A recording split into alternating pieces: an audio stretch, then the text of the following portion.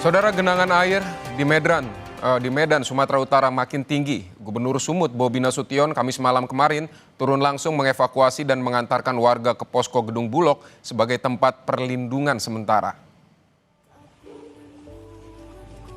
Gubernur Sumut Bobi Nasution membawa berbagai bantuan untuk korban banjir. Tak hanya membawa bantuan yang dibutuhkan warga terdampak banjir, Bobi juga turun langsung mengevakuasi warga pada Jumat dini hari hingga pukul 3:45. Warga dievakuasi karena banjir makin tinggi. Korban banjir juga diantarkan ke posko Gedung Bulog sebagai lokasi tempat perlindungan sementara.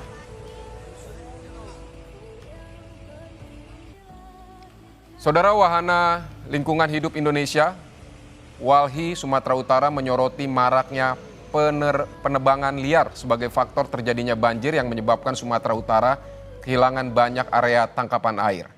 Informasi selengkapnya kita sudah terhubung melalui sambungan Zoom dengan Ketua WALHI Sumatera Utara, Rianda Purba. Selamat siang, Mas Rianda.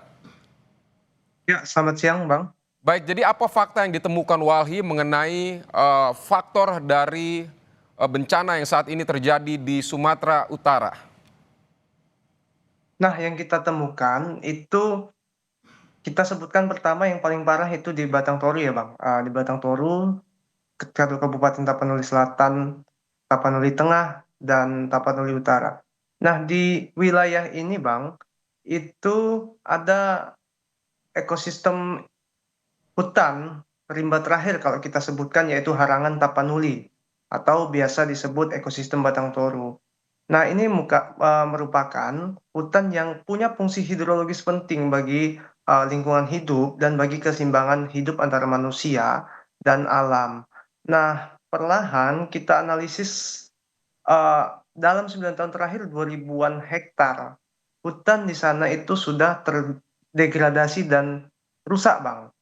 Nah, itu akibat pembangunan infrastruktur PLTA Batang Toru ya kita sebutkan di sini. Kemudian ada pertambangan emas, kemudian juga pembukaan lahan, itu alih fungsi lahan hutan menjadi eh, kelapa sawit, kemudian juga menjadi perkebunan kayu rakyat yang kerjasama dengan antara masyarakat dengan PT Toba Pak Bestari serta penebangan-penebangan yang bukan hanya ini Bang, bukan hanya ilegal Bang, tapi juga yang legal juga itu berkontribusi Bang.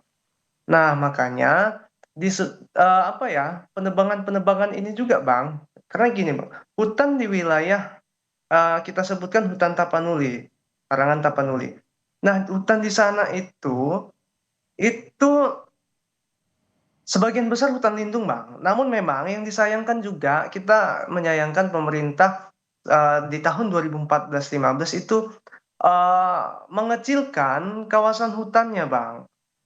Nah, sementara banyak itu ya mengecilkan dalam arti gini, Bang. Secara status hukumnya itu bukan hutan, tapi secara fakta itu masih hutan alami. Jadi disitulah kemudian masuk pembangunan investasi dan kemudian alih fungsi, Bang. Karena dianggap itu sudah bukan hutan. Baik, dari satu kawasan hutan tersebut sehingga menyebabkan banjir di seluruh Sumatera Utara saat ini, atau seperti apa? Atau ada deforestasi misalnya di kawasan-kawasan lain juga, atau seperti apa?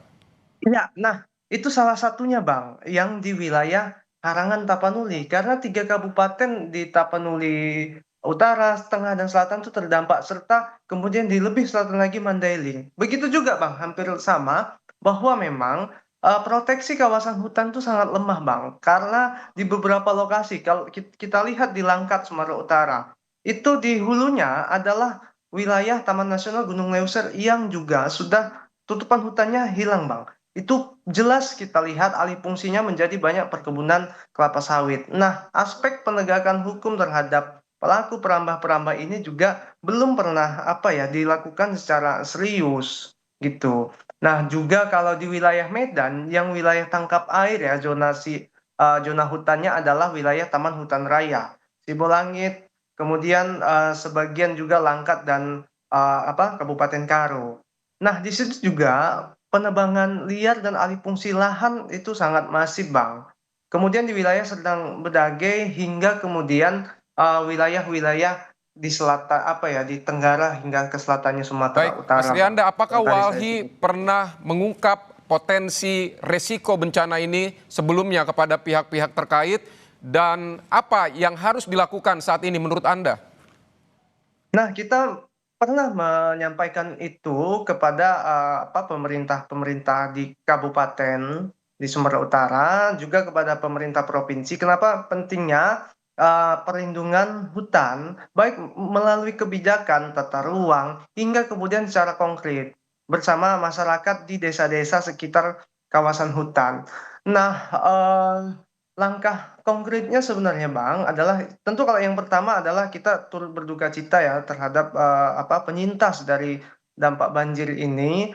Nah, langkah konkret ke depan adalah eh, bagaimana melindungi, memproteksi hutan, merestorasi hutan-hutan yang rusak, Bang, saat ini. Itu bisa bekerja sama dengan masyarakat desa, karena kita bekerja sama dengan masyarakat di desa-desa sekitar kawasan hutan.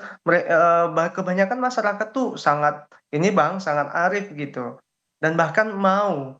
Terus khusus memang mereka yang tinggal bersinggungan koeksistensi dan antara Baik. masyarakat, hutan dan alam serta satwa-satwa liar itu sadar terhadap dampak-dampaknya di sana gitu. Nah, memang namun yang kita sayangkan adalah selama ini pemerintah cenderung masih tutup mata ya. Justru hutan tersebut dirubah-rubah itu secara fungsi Baik. administratifnya ini non hutan, yang hutan menjadi non hutan, yang non hutan desa-desa itu menjadi hutan. Baik, Nah, Mas ini Mas seringkali Rianda, Bang ini kan tanpa di ada kawasan verifikasi Sumatera Utara juga banyak kenapa. hutan dan juga perbukitan. Nah, selain tadi yang Anda sebutkan lokasi-lokasi yang sudah terjadi deforestasi dan pembangunan infrastruktur, apakah ada lokasi-lokasi lain yang berpotensi juga jika ini rusak maka akan berdampak sama di daerah-daerah lain?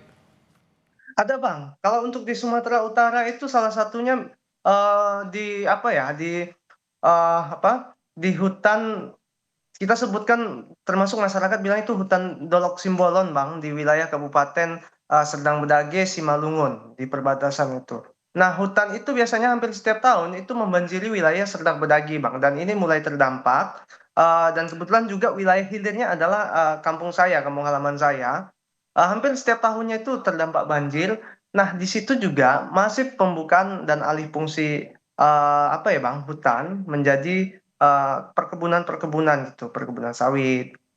Nah, makanya paling penting adalah proteksi dan penegakan hukum untuk pelaku-pelaku perambah liarnya gitu, Bang. Baik, tapi sebenarnya gini juga, perlu juga memang proteksi hutan itu yang pertama dari kebijakan. Jangan sembarang mengganti hutan alami menjadi non hutan dan yang bukan hutan itu ditunjuk jadi Baik. hutan. Di situ masuk investasi. Saat kita sampaikan sampai saat ini pemerintah tutup mata, maka dari itu sekarang bencana ini menunjukkan jalan Baik. kebenaran. Artinya kebohongan selama ini ditutup itu muncul, Oke. dimunculkan oleh alam itu sendiri. Baik, Mas Rianda Purba, Ketua Walhi Sumatera Utara, terima kasih telah menyampaikan pandangannya untuk Kompas Siang. Semoga faktor-faktor yang Anda sebutkan juga bisa didengar sehingga tidak terulang lagi bencana seperti ini. Terima kasih Mas Rianda.